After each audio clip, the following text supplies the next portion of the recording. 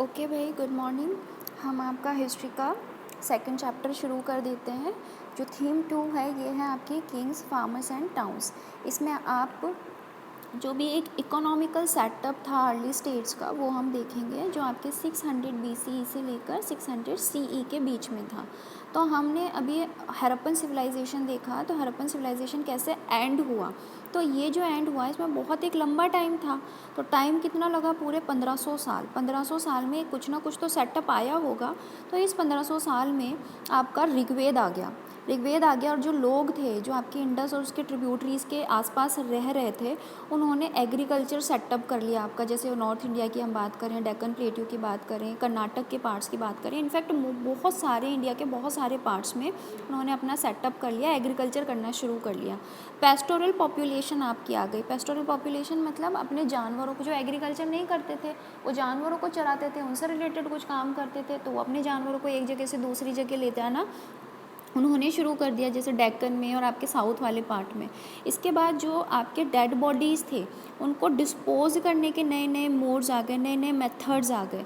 इसके साथ आपके जो मेगालिथ होता है, मेगालिथ जो आप एक स्टोन के जो भी एक ग्रेविंग जो ग्रेवयार्ड्स बनाते हैं वो भी वहाँ पर इमर्ज हो गए। तो 6th सेंचुरी से ही आपके जो अर्ली एम्पायर्स थे, अर्ली सिटीज़ थे, स्टेट्स थे, किंगडम्स थे, नए नए सिटीज़, नए नए एम्पायर्स वहाँ पर शुरू हो गए थे, नए नए टाउन्स वहाँ पर आ गए थे। और हमें इन सब के बारे में कैसे पता पड़ा? उनके इंस्क्रिप्शंस के थ्रू, उनके टेक्स्ट के थ्रू, उनके कुछ कॉइन्स रही, उनके जो भी विजुअल मटेरियल जो भी बच पाए, जो भी सर्वाइव कर पाए, उन चीज़ों से हमें पता पड़ा। तो इनमें सबसे एक इम्पॉर्टेंट नाम है जेम्स प्रिंसेप का। 1830s में इन्होंने सबसे पहले ब्राह्मी और खरोष्टी स्क्रिप्ट को डिसाइफर किया। दोनों ही स्क्रिप्ट्स में आपके अर्लीस्ट जो इंस्क्रिप्शंस थे, जो आपके कॉइन्स थे, उन पर जिस भाषा में लिखा था, जिस स्क्रिप्ट में लिखा था, वो ब्राह्मी और खरोष्टी थी। तो इसके पहले ये भाषा किसी को नहीं आती थी। जेम्स प्रिंसेप ने उस चीज़ को पढ़ा, समझा और आगे उस चीज़ को बढ़ाया।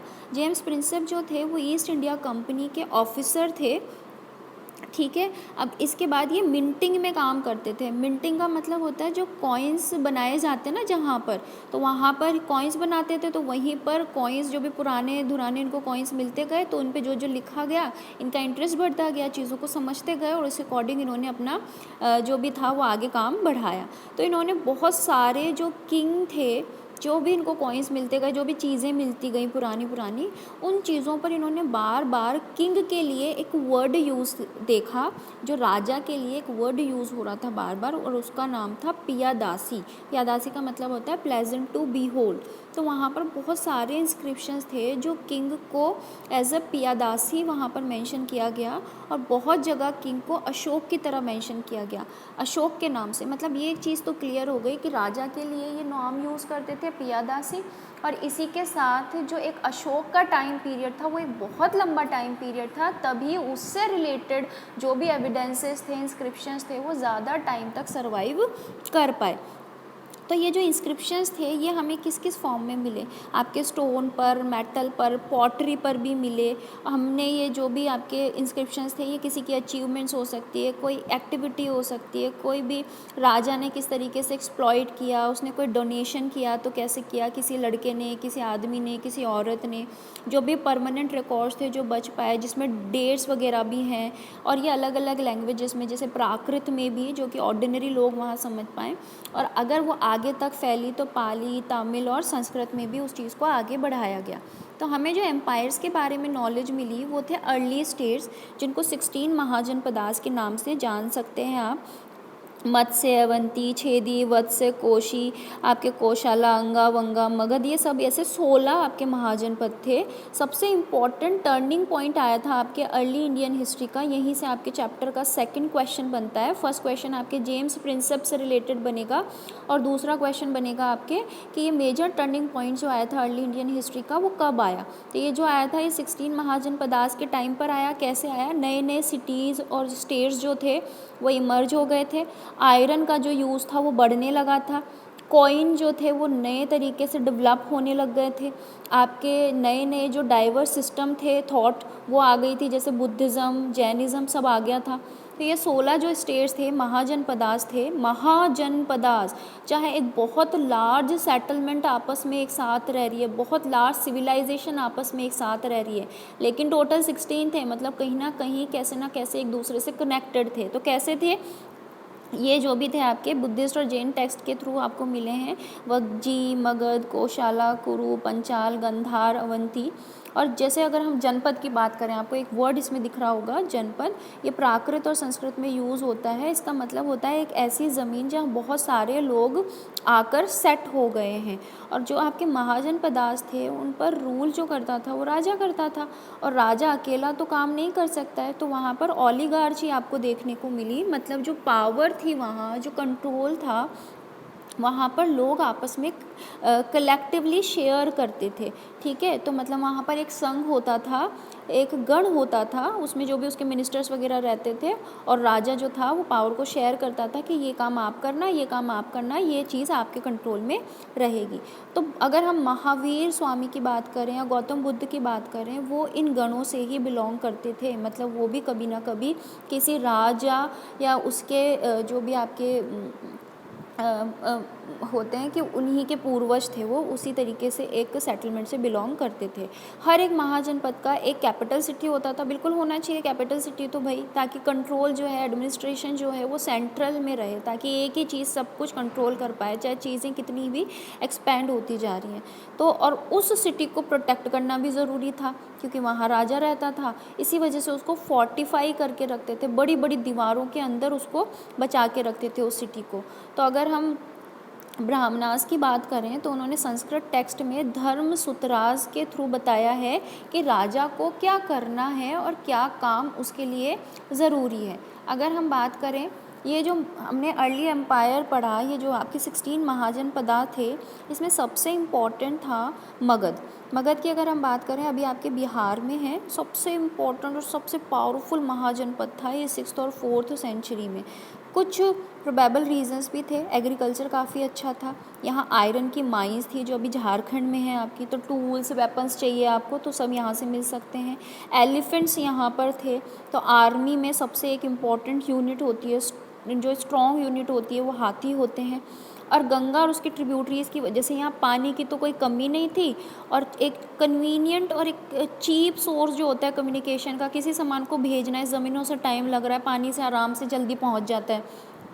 इसके साथ इन लोगों ने क्या किया था, जो भी एम्बिशियस किंग्स थे उनकी जो पॉलिसीज़ थी, जैसे बिम्बिसारा की हम बात करें, अजातशत्रु की, महापद्म नंदा की बात करें, उनके जो मिनिस्टर्स रहे हों, तो उन्होंने इन लोगों की जो पॉलिसीज़ थी, इनको लगा कि इन्होंने ये काम अच्छा किया, हम भी इस चीज़ को अपने राज्य में अप्लाई करेंगे तो हमारा राज्य भी अच्छे से ग्रो करेगा। तो इस तरीके का कामों की वजह से इनका जो एम्पायर था वो बहुत पावरफुल हो गया था उस टाइम में।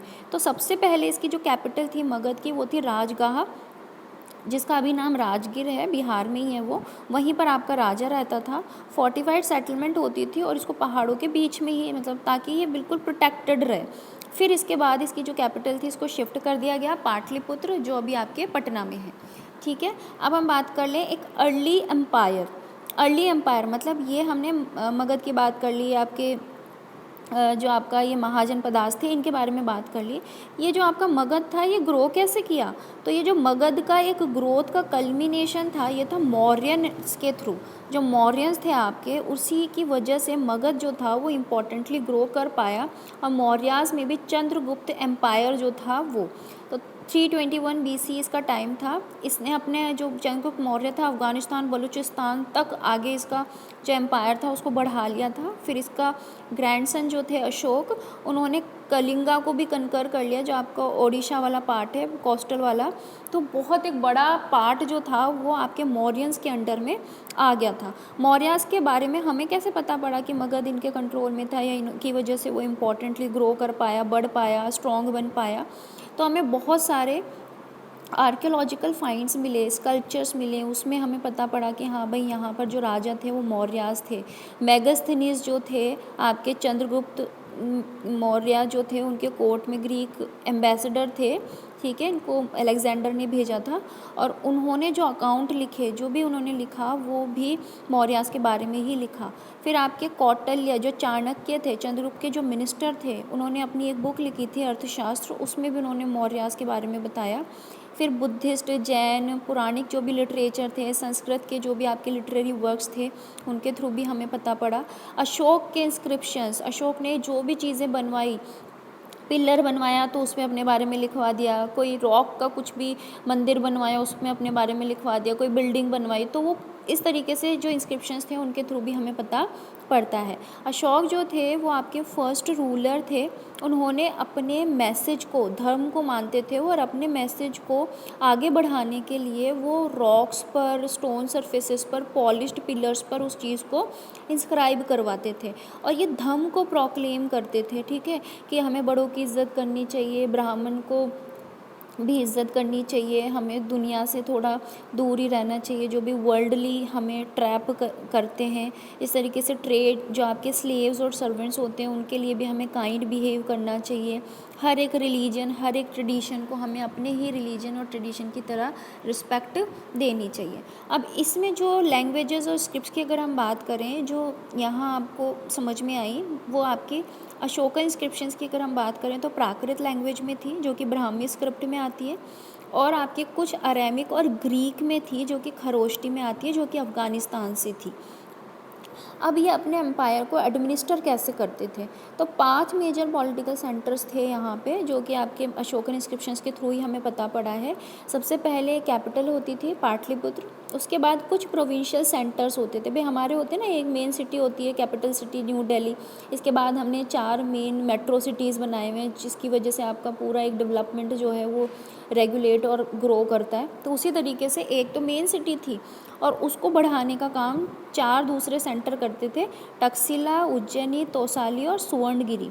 हर एक की अपनी इम्पोर्टेंस थी। भाई जो कैपिटल सिटी थी पाटलिपुत्र, वो तो एडमिनिस्ट्रेशन कंट्रोल के लिए थी, ठीक है। अब इसी के साथ जो भी आपके जो भी हर जगह हम देखें, पाकिस्तान से लेकर आंध्र प्रदेश, उत्तराखंड, सब जगह हमें इसी के बारे में पता चलता है। तो जो भी आपके ये सेंटर्स थे, जैसे तक्षशिला और उज्जैनी की हम बात करें तो लॉन्ग डिस्टेंस ट्रेड रूट्स जो थे उनके लिए इम्पॉर्टेंट था। सुवर्णगिरी से ये जो भी गोल्ड माइंस जो थी कर्नाटक की, तो गोल्ड इन्हें चाहिए तो उसके लिए था।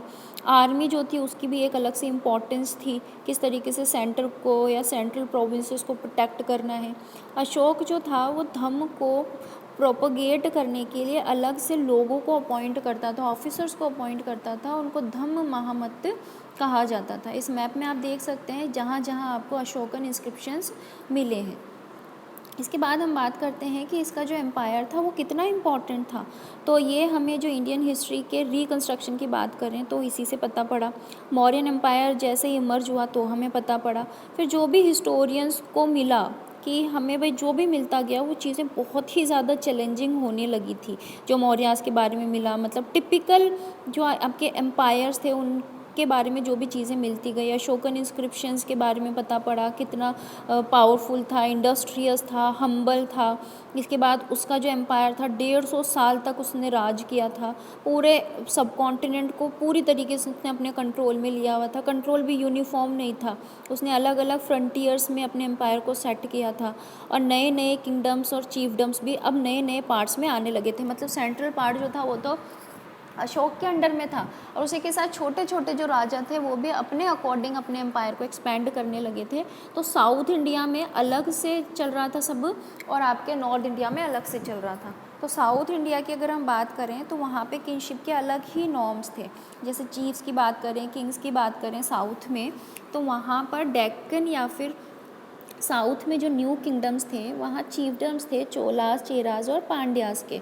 जो उनका स्टेट था उसको तमिलाकम कहा जाता था, मतलब जो भी आपके अभी का आंध्र प्रदेश, केरला, तमिलनाडु वाला पार्ट है ना, वो कंप्लीट एक अलग से ही एक स्टेट था, और बहुत स्टेबल, बहुत प्रॉस्परस, ऐसा नहीं कि कुछ चीज़ की कमी है।